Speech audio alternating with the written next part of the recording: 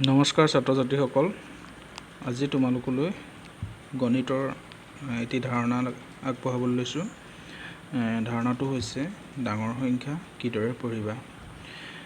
তোমালোকে নিশ্চয় এতিয়ালৈকে কিছুমান সংখ্যা পঢ়িবলৈ শিকিছা।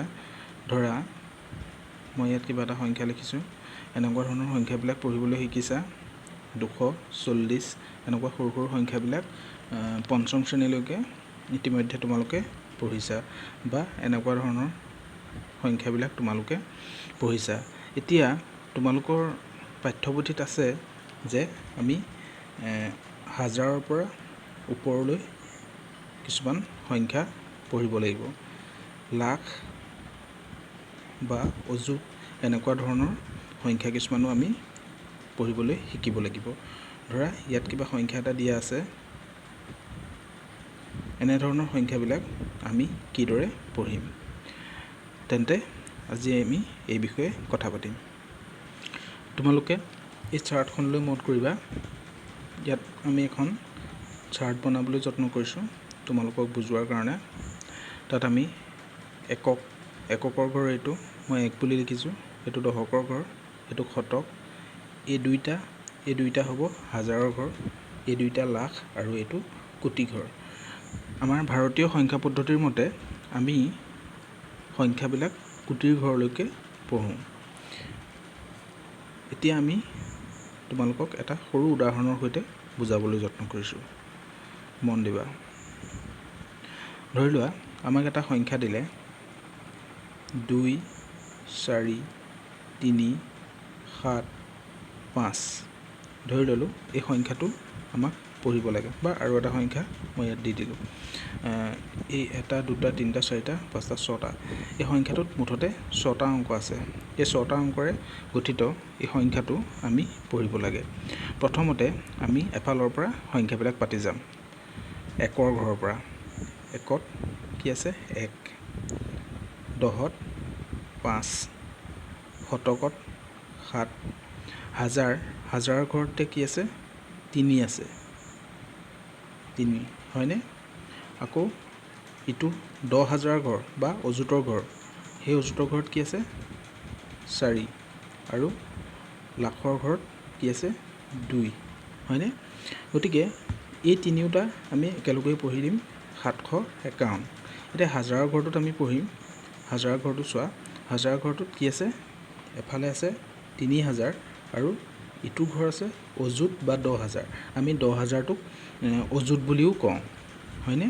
তোমালোকে কিতাপে পত্ৰই অযুত শব্দটো দেখিবলৈ পাবা, কিন্তু আমি কওঁতে সাধাৰণতে 10,000 বুলি কওঁ। গতিকে অযুত বুলি ক'লেও তোমালোকে খেলি মেলি নহ'বা।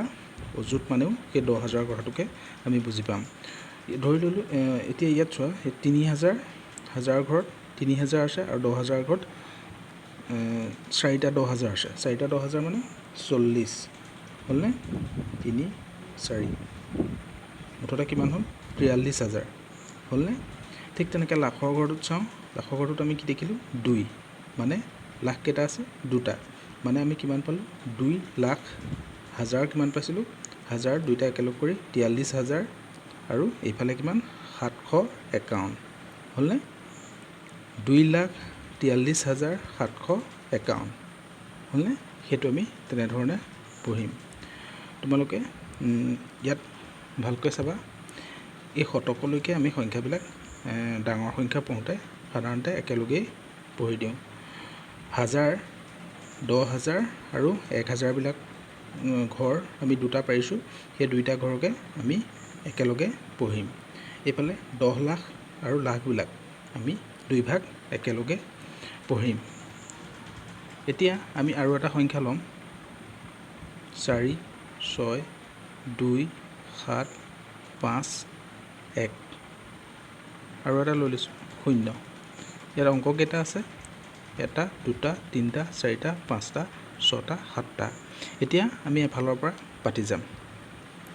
0 একৰ ঘৰত 0 আছে, 10ত 1 আৰু শতকত 5, হাজাৰত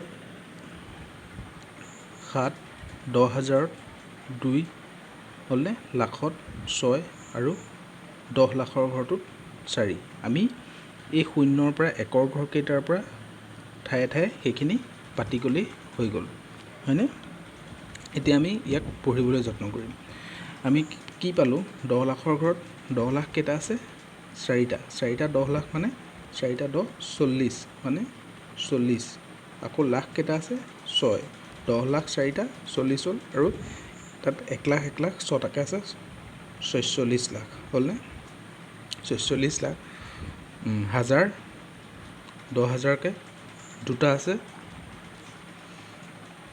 দুটা 10,000 20,000 যোগ 7 27,000 ইফালে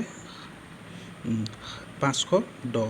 এতিয়া আমি কিমান পালোঁ 46,27,000 আৰু 510 এনেধৰণে আমি পঢ়িব লাগিব। ধৰা হ'ল এতিয়া আমি ইয়াত আৰু এটা সংখ্যা ইয়াত বহাই দিলোঁ। ইয়াত ধৰি ল'লোঁ আমি আৰু 1 এটা দি দিলোঁ হয়নে। তেতিয়া এই সংখ্যাটো আমি কেনেধৰণে পঢ়িমগৈ 1টো ইয়াত লিখি দিলোঁগৈ। এইটো কিহৰ ঘৰ কোটি ঘৰ হয়নে। এইটো কোটিৰ ঘৰ আৰু কোটি আমি কি পঢ়িম তেতিয়া 1,47,27,510। এইখিনিতে তোমালোকে এটা কথা মন কৰিবা আমি এই সংখ্যাৰ যেতিয়া এটা স্থানৰ পৰা আন এটা স্থানলৈ যাওঁ প্ৰত্যেকবাৰতে আমি কিমান গুণ আগবাঢ়োঁ 10 গুণ আগবাঢ়োঁ। এতিয়া চাবা ইয়াত যেতিয়া এইটো 1বিলাকৰ ঘৰ 1 যেতিয়া 10টা হ'ব তাক আমি 10ৰ ঘৰত ৰাখোঁগৈ হয়নে। 10 দশকৰ ঘৰত 10 যেতিয়া 10টা হ'ব তেতিয়া কিমান হ'ব 100 হ'ব। 100 যেতিয়া 10টা হ'ব তেতিয়া কিমান হ'ব 1000 হ'ব। 1000 যেতিয়া 10টা হৈ যাব 10,000 বা অযুত বুলি ক'ম। অযুত বা 10,000 যেতিয়া 10টা হৈ যাব তেতিয়া তাক আমি লাখ বুলি ক'ম। আৰু সেই লাখ যেতিয়া 10টা হৈ যাব তেতিয়া আমি নিযুত বা 10 লাখ বুলি ক'ম। আৰু সেই 10 লাখ যেতিয়া 10টা হৈ যাব তেতিয়া আমি তাক কোটি বুলি ক'ম হয়নে। এই কথাটো তোমালোকে মনত ৰাখিবা। এতিয়া আমি ইয়াত দুটামান উদাহৰণ চাম তাৰপিছত তোমালোকক এইখিনিতে আৰু এটা কথা কৈ থওঁ তোমালোকে সদায় যে এনেধৰণেই সংখ্যাবিলাক পঢ়িবা তেনে নহয়। উজু বুদ্ধি আছে তোমালোকে এইটো কনচেপ্টটো ধাৰণাটো তোমালোকৰ ক্লিয়াৰ হ'বৰ কাৰণে এইকণ বুজোৱা হ'ল। এতিয়া তোমালোকক মই উজুকৈ কেনেকৈ পঢ়িব লাগে দেখুৱাই দিছোঁ। মই এটা সংখ্যা লিখিছোঁ 2 4 5 7 4 3 ইয়াত কেইটা আছে। এতিয়া এই সংখ্যাটো আমি পঢ়িবলৈ হ'লে আমি কি কৰিম আমাৰ ভাৰতীয় সংখ্যা পদ্ধতি মতে এইফালৰ পৰা এইটো ছাইডৰ পৰা 3টা সংখ্যা এৰি এটা কমা দিম। প্ৰথমতে 3টা সংখ্যা এৰি কমা দিম তাৰপিছত 2টাৰ মূৰে মূৰে এনেধৰণে দি গৈ থাকিম। এতিয়া আমি এইটো কেনেধৰণে পঢ়িম 1 10 100 এইটো হাজাৰৰ ঘৰ এইটো লাখ 2,45,743 হ'লনে। আৰু এটা উদাহৰণ চাওঁ আমি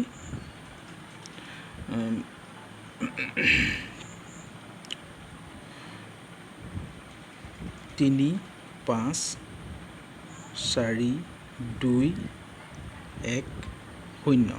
এতিয়া আমাৰ নিয়মটো কি আছিলে এইফালৰ পৰা 3টা ঘৰ এৰিম প্ৰথমতে কমা দিম তাৰপৰা 2টাৰ মূৰে মূৰে কমা দি গৈ থাকিম হয়নে। ইয়াত যদি আমি আৰু সংখ্যা বহাব পাৰোঁ এইটো এনেধৰণে আৰু এটা সংখ্যাও বহাব পাৰিম। তেতিয়া আকৌ যদি এইফালে সংখ্যা লিখিবলগীয়া হয় তেতিয়া আমি আকৌ কমা দিব লাগিব। এতিয়া এইফালৰ পৰা 3টা ঘৰ এৰিছোঁ তাৰপিছত 2টা সংখ্যা এৰি 2টা অংক এৰি আমি কমা দি গৈ থাকিম। এতিয়া আমি এইটো সংখ্যাটো পঢ়িম এইটো কিমান ইয়ালৈকে 100 হৈছে হাজাৰ লাখ তাৰপিছত কি হ'ব কোটি হ'লনে। 1,23,54,210 হ'বনে বুজি পাইছানে। এতিয়া তোমালোকে এই ধৰণে চমুকৈ পঢ়িব পাৰিবা। তোমালোকে এই কমা চিনকেইটাত সহায়ত এনেধৰণে পঢ়ি যাব পাৰিবা। কিবা যদি অসুবিধা হয় এনেকৈ 1 10কৈ দুবাৰমান লিখি চাবা তাৰপিছত লাহে লাহে তোমালোক এই গোটেই কামটো তোমালোকে লাহে লাহে কৰিব পাৰিবা। এতিয়া আমি দুটামান উদাহৰণ চাওঁ। ইয়াত দুটা সংখ্যা লিখা আছে।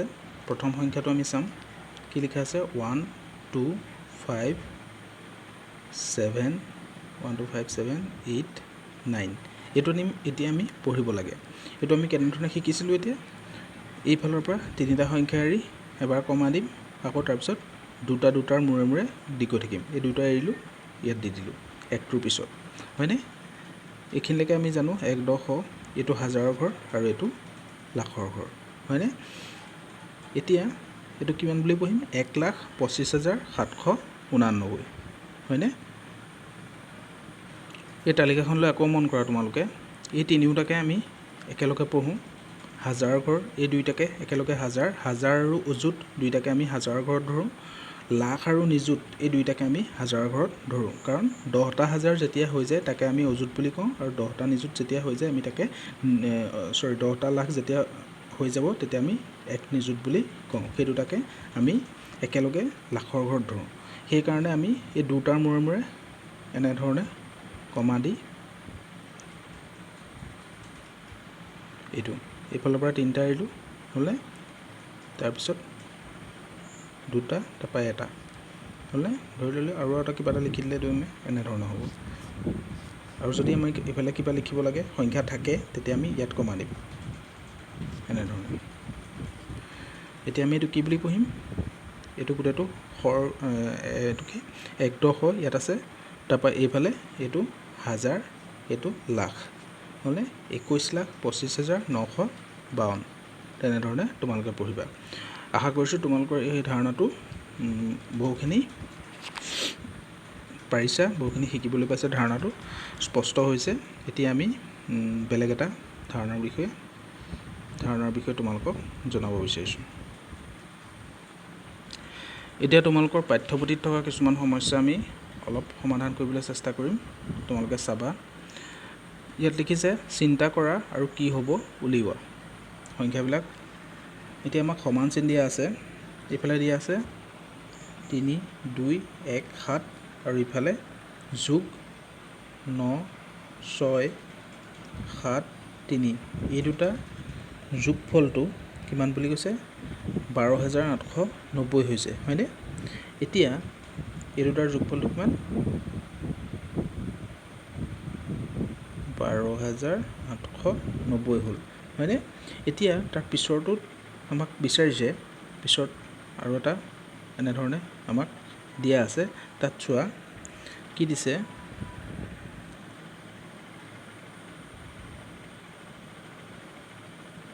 তাত কি দিছে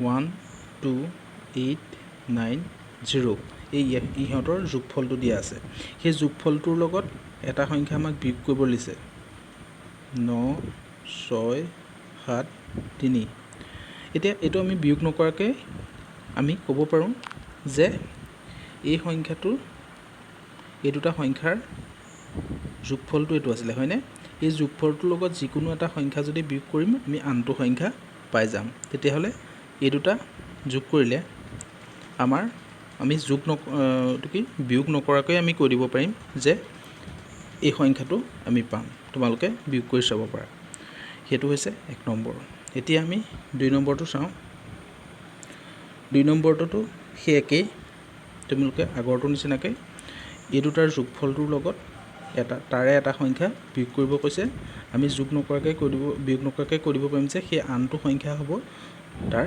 বিয়োগফলটো হয়নে তাৰ পিছৰটোতো ঠিক তেনেধৰণৰ অংকই দিছে এইবাৰ তোমালোকক আকৌ যোগ কৰিব দিছে তোমালোকে চাবা এইবাৰ 8292 বুলি সংখ্যা এটা দিছে তাৰ লগত 6479 এইটো বিয়োগ কৰিলে আমাৰ বিয়োগফলটো কিমান পালে 1813 এতিয়া পিছৰটোত চাবা এই বিয়োগফলটো দিয়া আছে আৰু ইয়াৰ এটা সংখ্যা দিয়া আছে সেই দুটাক যোগ কৰিলে আমি কি পাম সুধিছে সেইটো আমি একেচাতে ক'ব পাৰিম যে এই দুটা সংখ্যাৰ বিয়োগফলটো আমি গম পাইছোঁ আৰু সেই বিয়োগফলটোৰ লগত এটা সংখ্যা যদি আমি যোগ কৰি দিওঁ বিয়োগফলটোৰ লগত এই এটা সংখ্যা ওপৰৰ সংখ্যাটো যদি আমি যোগ কৰি দিম তাৰ পিছৰ সংখ্যাটো আমি পাই যাম অলপ স্পষ্ট নহ'ল কথাটো, আকৌ এবাৰ কৈ দিছোঁ।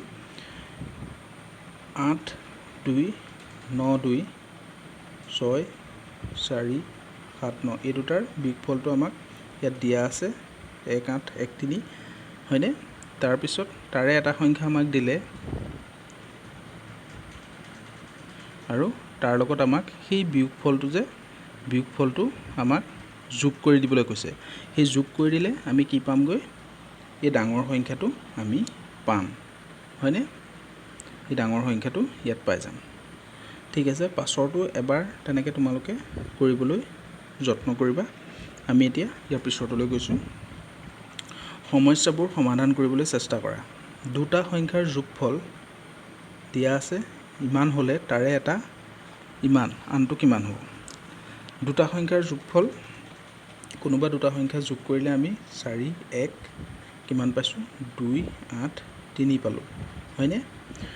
আৰু তাৰে এটা সংখ্যা আমাক দিয়া আছে 2 8 2 3 9 হয়নে?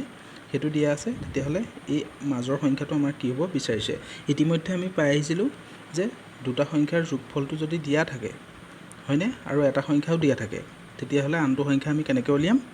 এইদৰে বিয়োগ কৰি উলিয়াম। কোনটোৰ পৰা কোনটো বিয়োগ কৰিম? এই যোগফলটোৰ পৰা আনটো সংখ্যা বিয়োগ কৰি দিলে আমি যোগফলটোৰ পৰা এটা যিটো দিয়া আছে সেইটো সংখ্যা বিয়োগ কৰি দিলে আমি আনটো সংখ্যা পাই যাম।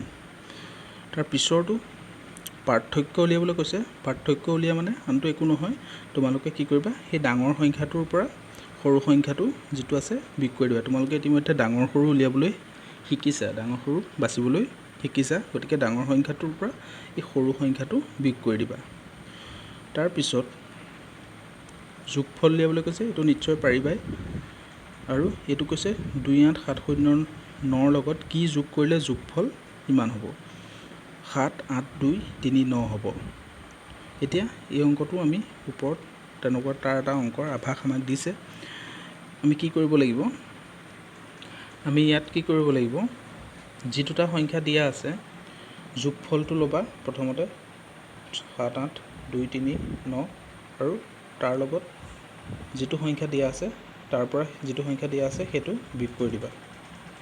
হ'লে সেইটো বিয়োগ কৰি দিয়াৰ পিছত যিটো বিয়োগফল পাবা সেইটোৱে হ'ব উলিয়াবলগীয়া সংখ্যাটো হয়নে? সেইটোৱে হ'ব কি যোগ কৰিলে পাবা বুলি যে কৈছিলে, যিটো সংখ্যা আমাক বিচাৰিছে সেই সংখ্যাটো তোমালোকে পাই যাবা। গতিকে আজি তোমালোকক এইকেইটা ধাৰণা মই শিকালোঁ। ডাঙৰ সংখ্যা কিদৰে পঢ়িব লাগে সেইটো শিকাইছোঁ আৰু এই সমস্যাকেইটা কৰিবলৈ দিছোঁ। সমস্যাখিনি কৰি তোমালোকে মোক দেখুৱাবা আৰু ডাঙৰ সংখ্যা কেইটামান পঢ়িবলৈ যত্ন কৰিবা। এতিয়া তোমালোকৰ এইখিনিতে মই দুটামান সংখ্যা দি দিওঁ, তোমালোকে পঢ়িবা। ইয়াতে লিখি দিছোঁ 1 2 5 7 9 2 0। এই সংখ্যাটো পঢ়িবা কিমান সংখ্যা হ'ব? 2 6 7 9 5 8 2 1। এইটো কিমান হয় পঢ়িবা। এটা কথা মনত ৰাখিবা, এই প্ৰথমতে তিনিটা ঘৰ, তাৰপৰা দুটা এৰি এৰি কমা দি গ'লেই তোমালোকে পঢ়াত সুবিধা হ'ব। ঠিক আছে, ধন্যবাদ। কিবা যদি নোৱাৰা আকৌ সুধিবা।